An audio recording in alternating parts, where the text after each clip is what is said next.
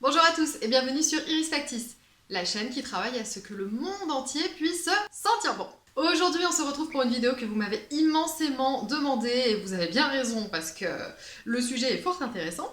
Je vous remercie pour votre suivi, vous me l'avez beaucoup réclamé cette vidéo donc je vois que vous suivez attentivement le fil de mes vidéos.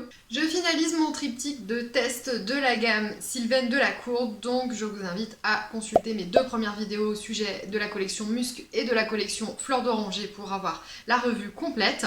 Et donc, je l'ai un petit peu fait exprès, je le reconnais, j'ai gardé la collection des vanilles pour la fin parce que je trouve que c'est la plus intéressante de toutes.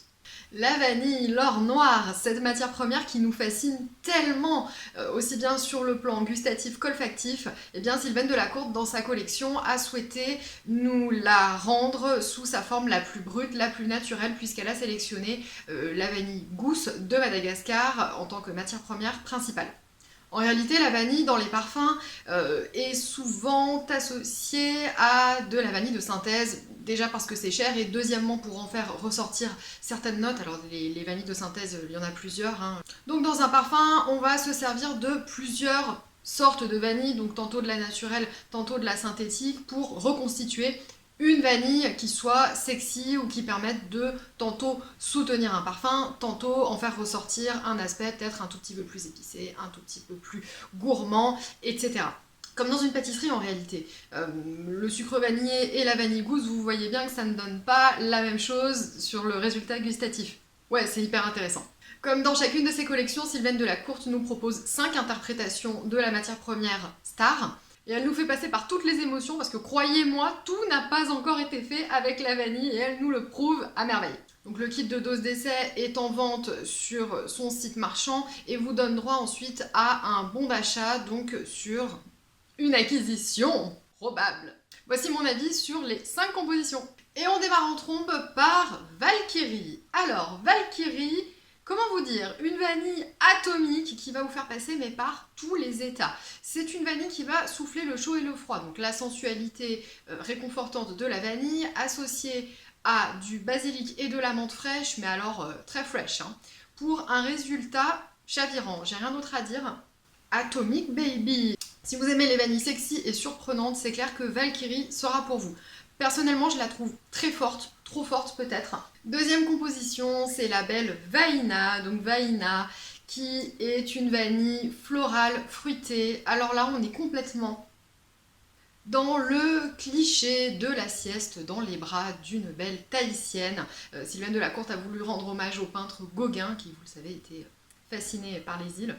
L'envolée est magnifique et son évolution est vraiment gourmande, douce et très rassurante. Pour moi, Vaina, c'est la composition de la collection qui nous fait le plus voyager. Si Vaina est un chouïa trop gourmande, pour moi, j'ai vraiment trouvé mon bonheur dans Vanori, donc qui est mon préféré de la collection. Sylvaine Delacour nous annonce des notes de pamplemousse, de frangipanier et de benjoin pour une caresse crémeuse, lumineuse et confortable. J'adore Vanori. À l'envolée, il est très vivifiant, très énergique et il se fond dans la peau, mais vraiment comme une caresse. Et sur le fond, à l'évolution, il y a vraiment des notes, effectivement, des notes encensées, donc c'est le benjoin hein, qui donne ça, et presque légèrement piquante, que j'adore. Donc là, l'essai, je l'ai fait sur ma peau pour finaliser cette vidéo. Moi, je suis du genre, vous le savez, à me parfumer dessus, dessous, pour conserver un petit peu plus longtemps l'intégrité de la pyramide olfactive, enfin du moins le plus longtemps possible, parce que j'aime bien avoir un parfum dans son ensemble. Et puis ensuite, sur la journée, on a largement le temps de voir les notes de tête et de cœur s'évanouir. Je suis absolument ravie par cette découverte. Vanori, j'ai vraiment l'impression qu'il a été fait pour moi, et je vais me l'offrir, c'est sûr. Sur ma peau, je peux vous le dire, c'est lui, le plus sexy. La composition suivante est Vangelis. Alors Vangelis, je trouve qu'à l'envolée, dans les premières minutes, on dirait vraiment du thé.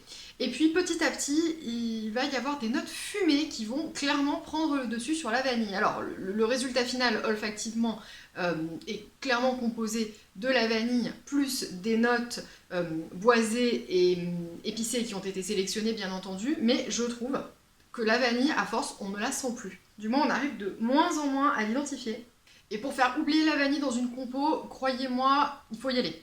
C'est une bonne illustration du non-emploi des notes de synthèse pour la révéler un petit peu plus, vous voyez. Je trouve que Vangelis a quelque chose de mûr, d'assez affirmé. Vangelis sera parfait, je pense, porté par un homme. Super compo, j'adore.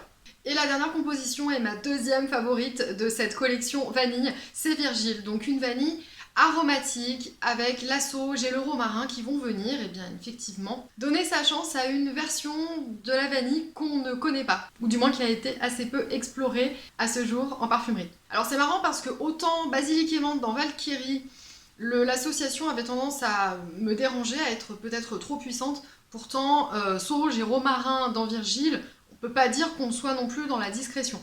Virgile, je le trouve vraiment peut-être plus élégant, dans le sens, il a toute son originalité, hein.